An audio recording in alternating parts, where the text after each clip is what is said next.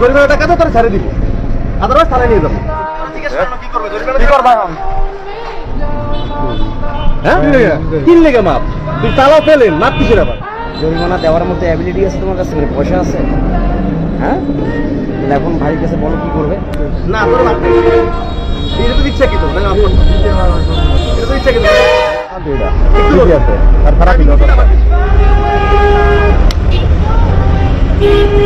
এই করতে তো ভাই থাক আর মারেন না, থাক ভাই যান।